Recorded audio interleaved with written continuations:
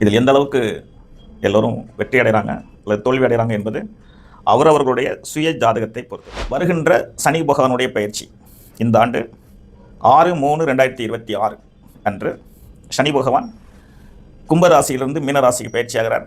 திருநள்ளாறில் ஓடிப்போகவனுக்கு 9இல் குரு, அகப்பட்டவனுக்கு அட்டமத்தில் சனி. இப்போ ஒரு ஆளை பற்றி அதிகமாக பேசிகிட்டு இருக்கிறாங்க.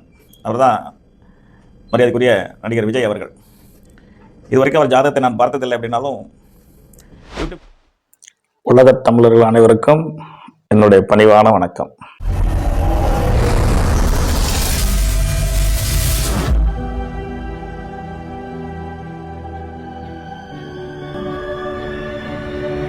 உலகத் தமிழர்கள் அனைவருக்கும் என்னுடைய பணிவான வணக்கம். எல்லோரும் எல்லா நலன்களும் பெற்று வாழ அன்னை பராசக்தியிடம் பிரார்த்தனை செய்து கொள்கின்றேன். உலக மக்கள் அனைவரும் ஜோதிட பணின்றதை விட ஜோதிடத்தை அதிகமாக நம்பி ஏற்று வாழ்ந்து கொண்டிருக்கிறார்கள். இதில் எந்த அளவுக்கு எல்லோரும் வெற்றி அடைகிறாங்க அல்லது தோல்வி அடைகிறாங்க என்பது அவரவர்களுடைய சுய ஜாதகத்தை பொறுத்து தான்.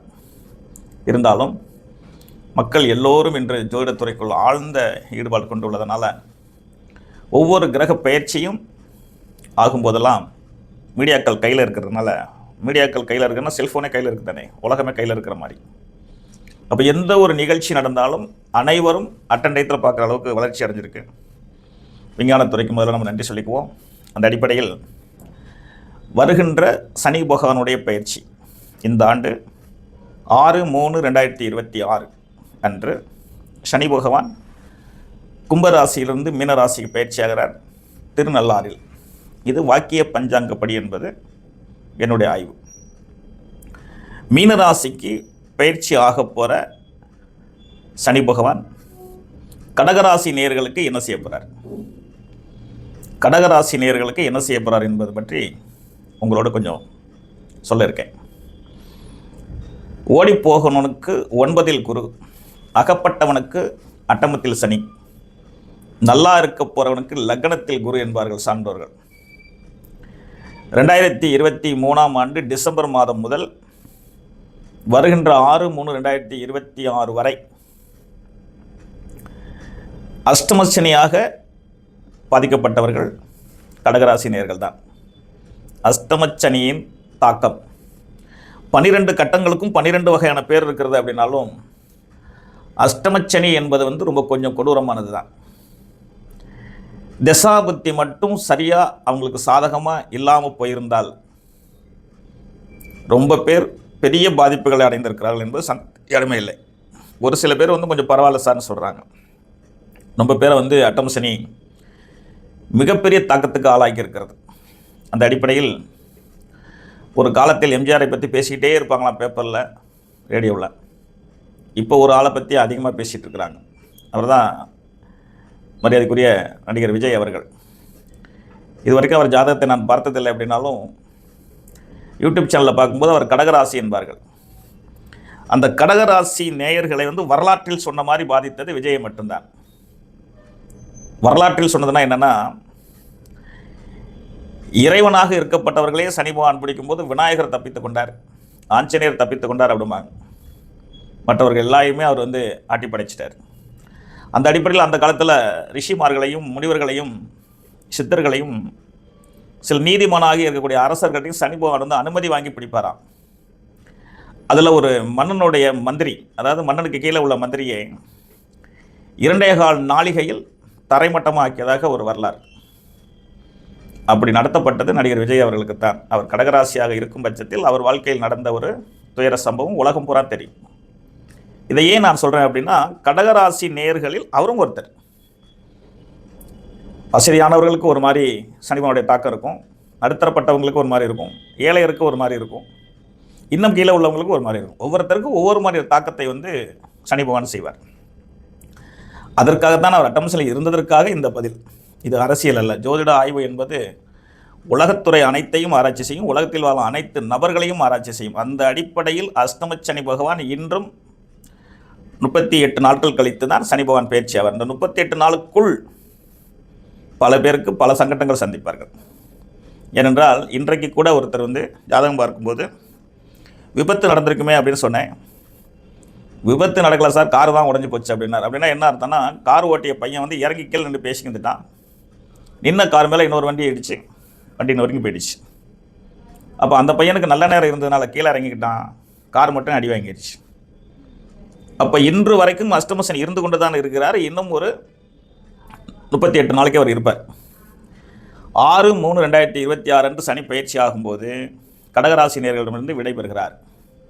அப்போ எந்தெந்த துறையில் யாருக்கெல்லாம் பாதிப்பு இருந்ததோ அத்தனை துறைகளிலும் அவர்கள் வந்து வெற்றி பெற்று விடுவார்கள். வேலை இல்லாதவருக்கு வேலை கிடைத்துவிடும். சிறிய வேலையில் இருக்கிறவர்களுக்கு பெரிய வேலை கிடைத்துவிடும். சின்ன பொறுப்பில் இருக்கிறவங்களுக்கு பெரிய பொறுப்பு கிடைக்கும். எதிர்பாராத அதிர்ஷ்டம், எதிர்பாராத நன்மைகள் நடக்கும்.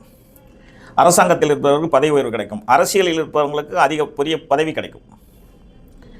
இதில் ஒரு சின்ன வருத்தமான சம்பவம், மாணவ பருவத்தில் இருக்கக்கூடியவர்களுக்கு கொஞ்சம் இக்கட்டான சூழ்நிலை. ஏனென்றால் பிப்ரவரி மாதத்துலேருந்தே பரீட்சை துவங்கிறதா சொல்கிறாங்க.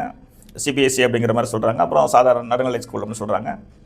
இருந்தாலும் பள்ளி பருவத்தில் இருக்கக்கூடிய 10ஆம் வகுப்பு மாணவர்கள், 12ஆம் வகுப்பு மாணவர்கள், கல்லூரியில் இறுதி ஆண்டை நோக்கி இருக்கக்கூடியவர்கள், ஆகவே 100% இவர்கள் கவனமுடன் படிக்க வேண்டும். ஏனென்றால் அஷ்டமசனி முடிஞ்சதற்கு பிறகு பரீட்சை இல்லை. அஷ்டமசனி நடந்துட்டு இருக்கும்போதே பரீட்சை நடக்கும் போல இருக்குது. ஆகவே மாணவர்கள் மட்டும் அதிக அக்கறையுடனும் அதிக கவனத்துடன் இருக்க வேண்டும். இந்த 3 இடத்தில் இருக்கக்கூடியவர்கள் மட்டும். அப்போ மற்றவங்களாம் படிக்க வேணாம் சார்லாம் கேட்க வேண்டாம். இவங்க இந்த 10ஆம் வகுப்பை வந்து முழுமையாக நாம் நம்புகிறோம், அடுத்த கட்டத்தை எப்படி நோக்கி போகிறதுன்ட்டு. பள்ளி பருவத்தில் இருக்கக்கூடிய மாணவர்கள் 10ஆம் வகுப்பு, 12ஆம் வகுப்பு, கல்லூரியில் இறுதி ஆண்டுன்னு ஏன் திரும்பி திரும்பி சொல்கிறேன்னா, இவங்களுடைய வாழ்க்கை தான் அடுத்த கட்டத்தை நோக்கி பயணிக்கக்கூடிய ஒரு காலம். இந்த இடத்துல மார்க்கு சிறப்பாக இருந்தால் தான் அடுத்த கட்டத்தை நோக்கி அவங்க பயணிக்க முடியும். எவ்வளோ பெரிய திறமைசாலியும் கொஞ்சம் பிரச்சனைக்குரியவங்களாக ஆவாங்க. அதனால தான் அதை திரும்ப திரும்ப நான் பள்ளி கல்லூரி மாணவர்களுக்கு மிகவும் வலியுறுத்தி சொல்லிகிட்டு இருக்கேன். அடுத்ததாக, கடந்த 2.5 ஆண்டுகளில் திருமண வயது இருந்து திருமணம் செய்தவர்களும் 100 பேர் திருமணம் செய்திருந்தால் 75% பேர் பாதிக்கப்பட்டிருக்காங்க.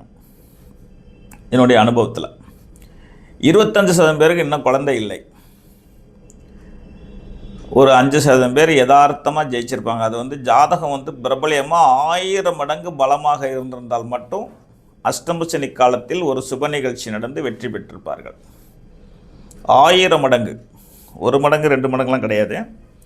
1000 மடங்கு தசாபுத்தி சாதகமாக இருந்து, அதாவது கணவன் மனைவி வாழ்க்கையில் இருவருக்கும் தசாபுத்தி சாதகமாக இருந்திருந்தால் ஒருத்தர் 2 பேர் 10% பேர் வச்சுக்குவோம், வெற்றி பெற்றிருப்பாங்க. அட்டம்ஸில் திருமணம் பண்ண சார் நல்லா தான் இருக்கும், குழந்தை பிறந்து சார் நல்லா தான் இருக்குன்னா அது ஒரு 10% பேர்.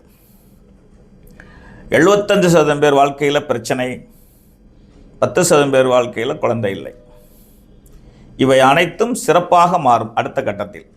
சனி பகவான் பயிற்சியானதற்கு பின்னர் திசாபுத்தி சாதகமாக இருந்தால் வம்பு வழக்குகளில் இருந்த கணவன் மனைவிகள் சேர்ந்து விடுவார்கள், சந்தோஷமாகிடுவாங்க. குழந்தைக்காக அதாவது வேண்டிக்கிட்டு இருக்கிறவங்களுக்கு குழந்தை பாக்கியம் கிடச்சிரும். தயவு செஞ்சு திருமணம் ஆகாமல் இருக்கிறவங்க அஷ்டம சனி முடிஞ்சு திருமணத்துக்கான ஏற்பாட்டை செஞ்சுக்குங்க. ஏன்னா அதுதான் அடுத்த வாழ்க்கையில் முக்கியமான சம்பவம். வேலையில் இருந்து வேலை இல்லாமல் போனவங்க ரொம்ப பேர் இருக்கிறாங்க, அவங்களுக்கெல்லாம் வேலை கிடச்சிரும். சிறிய வேலையில் இருக்கிறவங்களுக்கு அதிக உயர் பதவி கிடச்சிரும். வீடு கட்டுவதற்கான வாய்ப்புகள் கிடைக்கும், பூமி வாங்குவதற்கான வாய்ப்புகள் கிடைக்கும். ஏன்னா அஷ்டம சனி வந்துட்டு சொந்த வீடு கட்டி குடியிருந்த சில பேர்த்த வாடகை வீட்டுக்கு அனுப்பிச்சிருக்கார். அப்போ அப்படிப்பட்ட கஷ்டத்தை தரவர் வந்து சொந்த வீடு கட்டி கொடுப்பார் தானே, நல்ல இடத்துக்கு வந்தார்னா. ஆனால் இவை அனைத்துக்கும் தசாபுத்தி ஜனகாலத்தில் சாதகமாக இருந்தால் 100 மடங்கல்ல 1000 மடங்கு மிகப்பெரிய வெற்றி அடைஞ்சிருவாங்க கடகராசியில் பிறந்தவர்கள். விஜய் முதற்கொண்டு, ஏன்னா அவருடைய தசாபுத்தி என்னன்னா இன்னும் ஆய்வு பண்ணல, கடகராசிங்கிறது தெரியும், அவ்வளோதான். மிகப்பெரிய வெற்றி வாய்ப்பு இருக்குது. அது பாமரனுக்கும் இருக்கிறது, படித்தவனுக்கும் இருக்கிறது, அரசியல்வாதிக்கும் இருக்கிறது, ஆன்மீகவாதிக்கும் இருக்கிறது, ஜோதிடத்துறையில் உள்ளவனுக்கும் இருக்கிறது. ஏனென்றால் ஜோசியர் ஒன்றும் சாமி இல்லையே, அவர் ஒரு மனுஷன் தானே. அஷ்டம சனியில் இருந்த ஜோதிடர்கள் நிறைய பிரச்சனையை சந்திச்சிருப்பாங்க, அவங்களுக்கும் வாழ்க்கையில் அடுத்த கட்டத்துக்கு நோக்கி பயணிப்பாங்க. இப்படி எல்லா நிலையிலும் மிகப்பெரிய வெற்றி ஆண்டாக 2026ஆம் ஆண்டு அமையும் என்பதில் சந்தேகத்திற்கு இடமே இல்லை. ஆகவே அன்னை பராசக்தியை பரிபூர்ணமாக வணங்குங்க, குலதெய்வத்தை கும்பிடுங்க. வாழ்க்கையில் நிச்சயமாக வெற்றி பெற்றுவீங்க. தசாபதி சாதகமாக இருக்கும் பட்சத்தில் சனி பகவான் பயிற்சியானதுக்கு பிறகு என்னை நேரடியாக சந்திக்கக்கூடியவர்கள் சந்திங்க. உங்களுக்கு நிறைய நல்ல கருத்துக்களை சொல்வதற்கான வாய்ப்புகள் கிடைக்கும். நிச்சயமாக சொல்லுவேன். மீறி தசாபத்தி பாதகமாக இருக்கும் பட்சத்தில் அதுக்கான பலன்கள் என்ன என்பதை நான் உங்கள்கிட்ட நேரடியாக சொல்லிடுவேன். முடியாதவர்கள் யூடியூப் சேனல் மூலமாக தொடர்பு கொள்ளுங்கள். நிச்சயமாக நன்மைகள் நடக்கும். என்ன நடக்கும் என்பதை உங்களுக்கு நான் எழுதி கொடுத்துருவேன். இன்றைக்கெலாம் நடந்த பாராட்டுகளை நான் சொல்லவே 1 மணி நேரம் ஆகும். அடுத்த ஒரு பதிவில் உங்களை சந்திக்கின்றேன். நேரடியாக சந்தித்து நிறைய பலன்களை கேட்டுக்கொள்ளுங்கள். பெரிய வெற்றியடைய என்னுடைய வாழ்த்துக்களும் ஆசீர்வாதமும். வாழ்க வளமுடன். நன்றி, வணக்கம்.